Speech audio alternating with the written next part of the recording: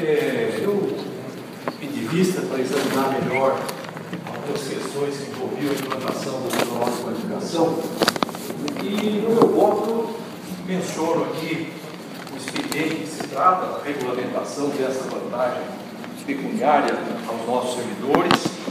A questão que me chamou a atenção e que me parece que permite algumas divagações, a questão da extensão da vantagem aos inativos.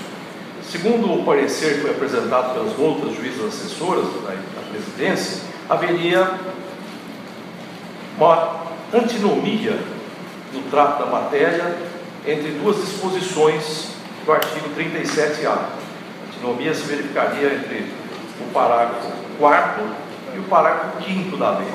Eu transcrevi no meu voto as ponderações precisas, bem elaboradas, das juízas assessoras da presidência, que culminaram com propostas de minuta de projeto de lei complementar, cada uma delas adotando uma das interpretações ventiladas do texto que foi elaborado já em conhecimento das entidades representativas.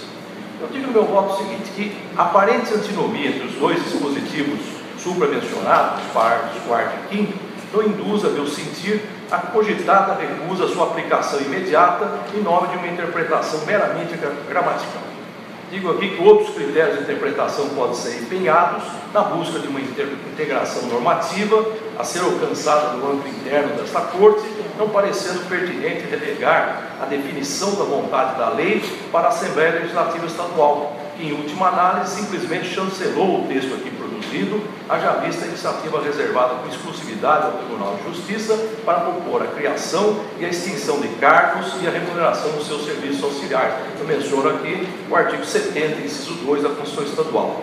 Digo que, como é sabido, interpretar em seu conceito fundamental não é senão conhecer, saber em essência exatamente a consistência da própria norma, o que ela quer dizer, afirmar o seu significado, as suas dificuldades e, associadas a estas, as razões do seu aparecimento e as causas de sua elaboração. Cito aqui uma doutrina de Fernando Coelho.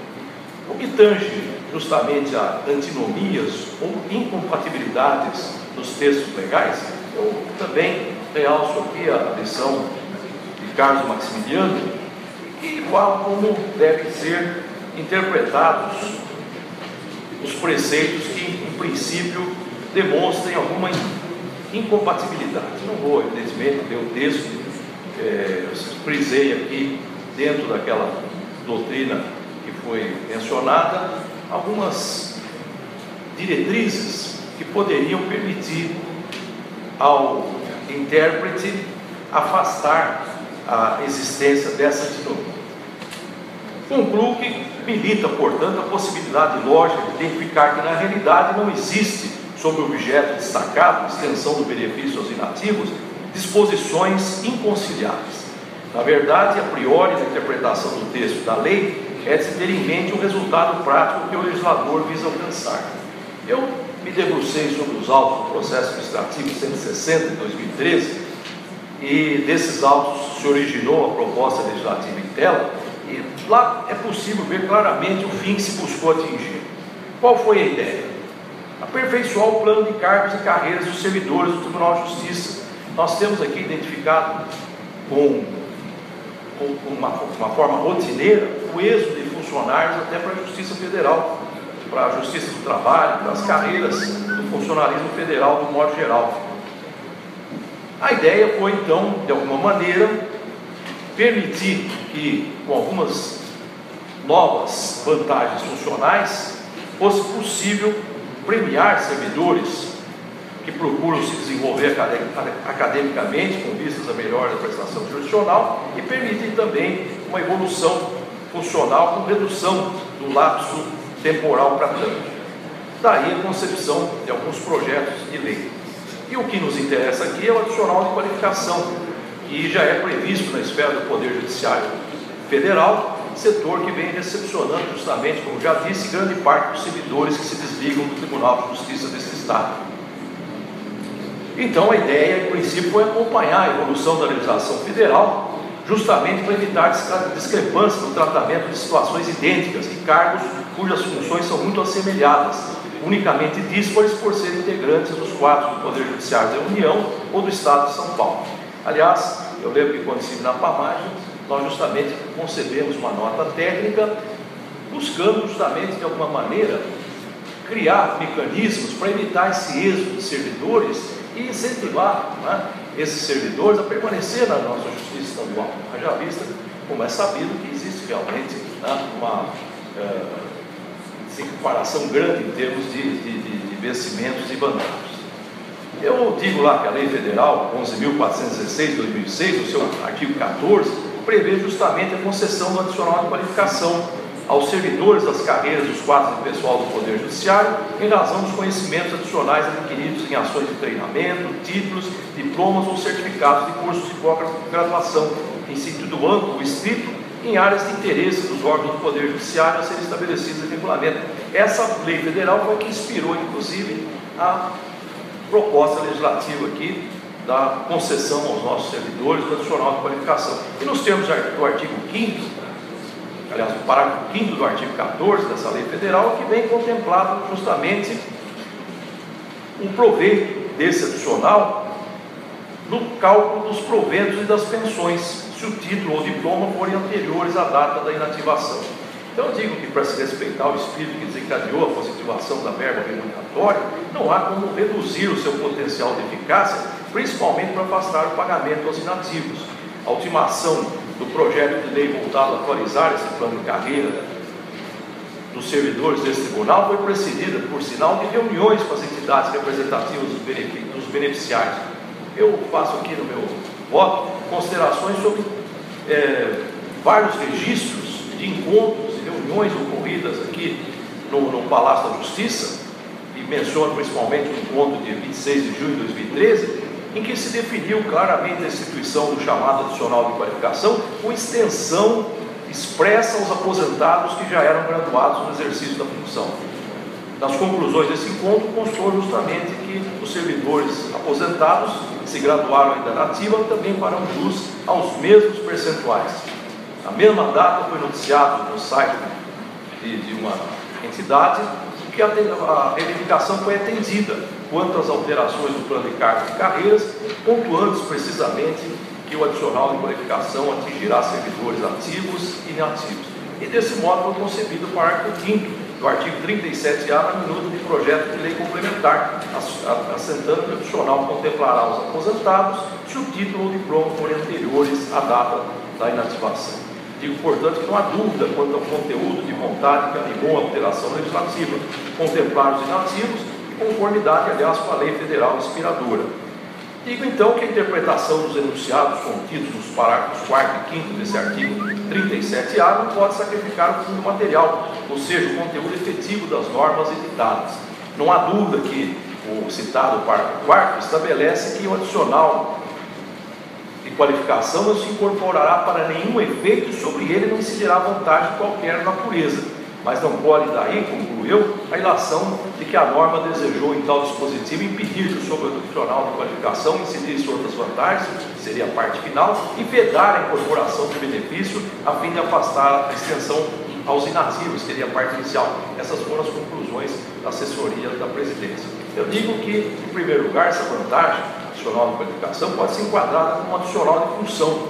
E eu cito aqui a doutrina de Eli Lopes Meireles, que qualifica esse adicional de função como uma vantagem pecuniária ex fato office, e diz que essa vantagem, em princípio, não se incorpora automaticamente ao vencimento, mas deve integrá-lo para efeitos de disponibilidade ou aposentadoria, se no momento da passagem para a atividade remunerada o funcionário estava exercendo o cargo ou função com um período de carência consumado.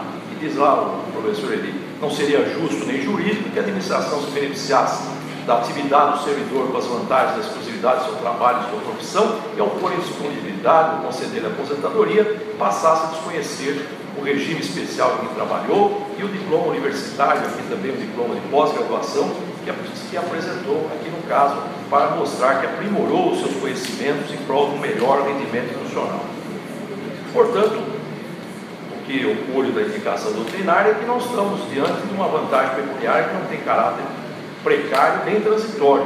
e a simples indicação da não incorporação não se presta a colocar à margem da percepção desse benefício os servidores aposentados. Por, inclusive, aqui um precedente dessa Corte, da nossa Câmara de Direito Público, acho que é da 10ª aqui, dizendo que incorporar significa apenas integrar a gratificação ao padrão, transformando-os num só corpo, para fazer incidir sobre esse cálculo outras vantagens. Aí conclui lá o acordo: nem todas as vantagens permanentes se incorporam, e o inativo carrega para seus proventos todas as permanentes, incorporadas ou não.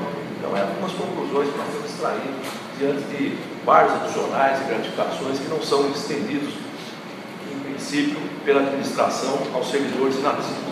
De toda sorte, ainda que se entenda que o cabo de incorporação tem um sentido mais restrito, eu digo que a literalidade do parágrafo 4º não se presta a afastar essa extensão do benefício aos aposentados.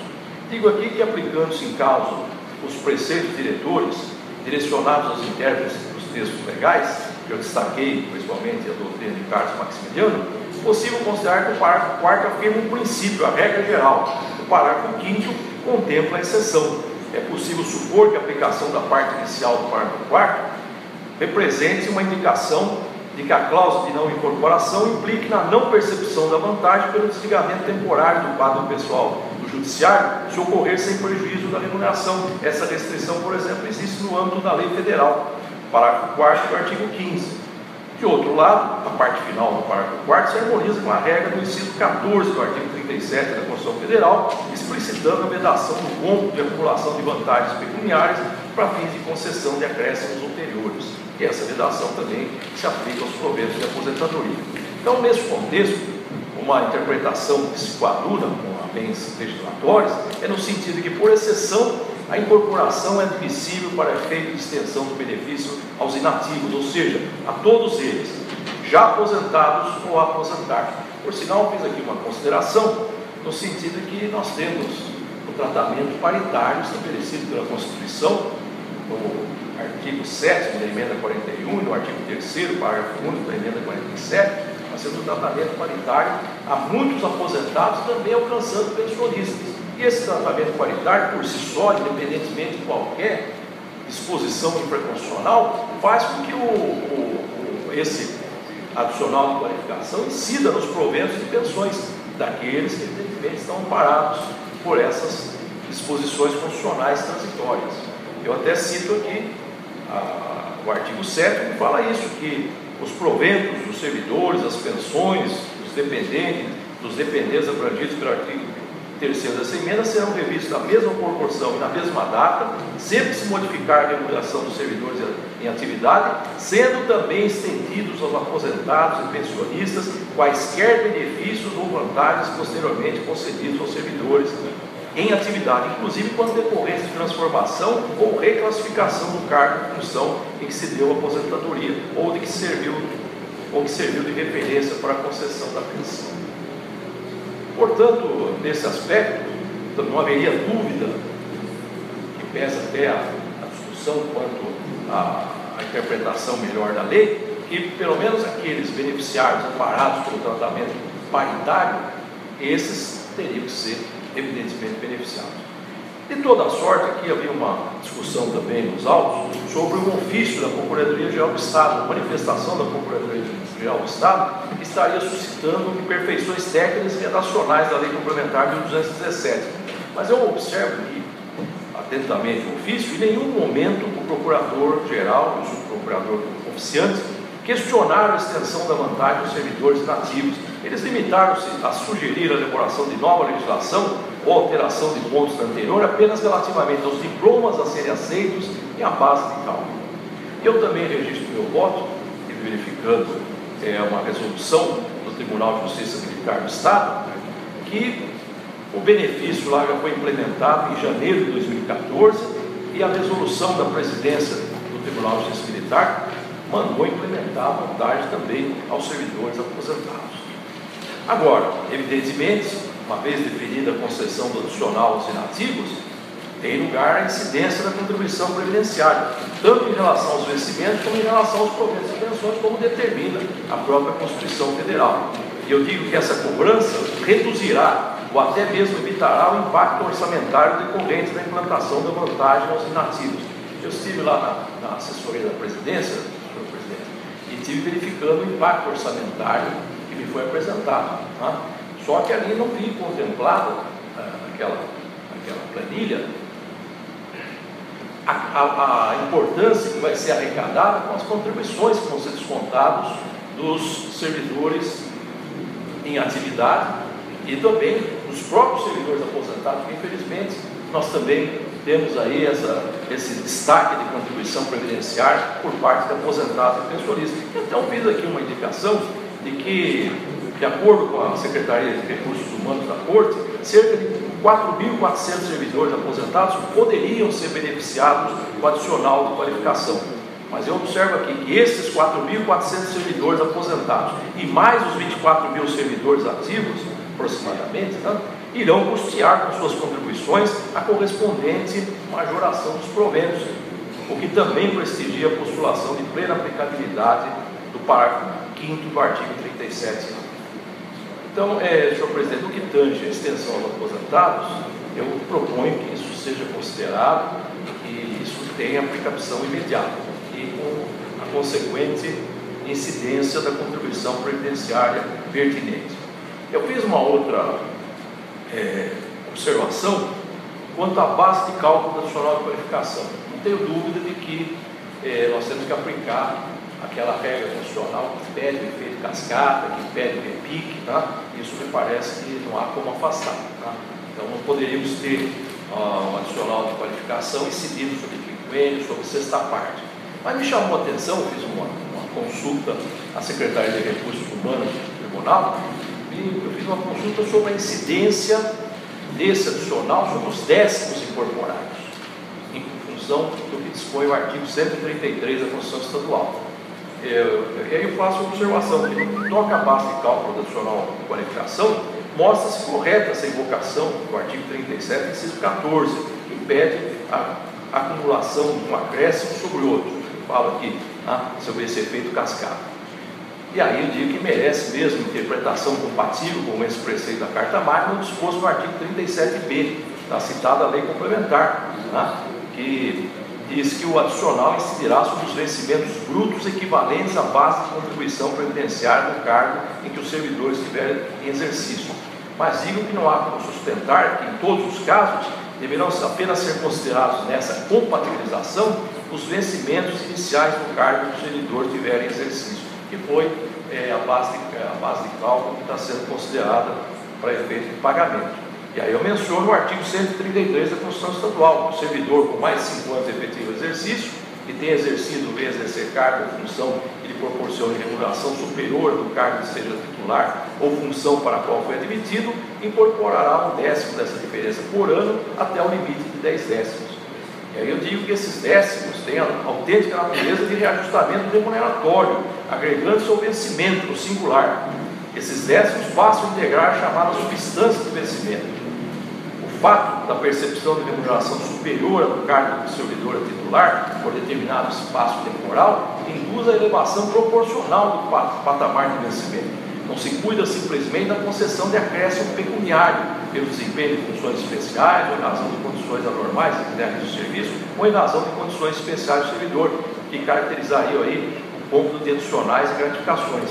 Como realçado, o servidor recebeu remuneração superior ao seu cargo por certo tempo, ostentando então o direito, por injunção constitucional, de ser inserido em novo patamar salarial. Então nós temos um novo patamar salarial que deve ser considerado para efeito de incidência de todas as vantagens pessoais. Digo que esses décimos integram efetivamente a substância do vencimento, inclusive incidindo sobre o seu montante as vantagens pessoais acumuladas. Eu peguei o holerite de um servidor, verifiquei lá os décimos incorporados, e sobre os décimos incorporados nós temos a incidência da sexta parte, dos adicionais por tempo de serviço. Então, evidentemente, o tribunal reconhece que nessa situação não é feito com efeito cascata, não há repique, Então, evidentemente que sobre os décimos deve ser calculado esse adicional de qualificação. Eu menciono aqui o precedente desta corte, até um deles relatado pelo desembargador Ricardo Ribe, sobre a natureza dessa integração prevista no artigo 133 da Constituição do Estado. Ele faz uma indicação de que há verbas suscetíveis de incorporação permanente ao modo acidental, que não quer dizer que seja incorporação transitória ou eventual, ao passo que outras verbas se agregam à substância, são substância e não acidente. Em outros termos, são vencimento e não acréscimos acidentais ao vencimento. E, ao meu ver, o benefício chamado décimo da diferença remuneratória representa justamente esse novo patamar salarial que integra a substância do vencimento.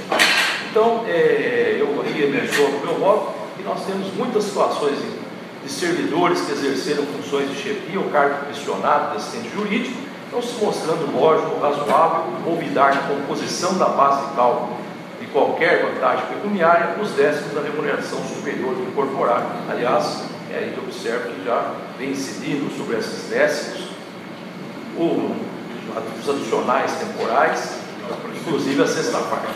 Então, senhor presidente, concluído o meu voto, eu proponho o imediato pagamento do adicional de qualificação a todos os servidores aposentados, observada a regulamentação já aprovada em prol dos servidores em atividade, com a consequente incidência de contribuição previdenciária, bem como a consideração na base de cálculo do AQ dos décimos incorporados na forma do artigo 133 da Constituição Estadual.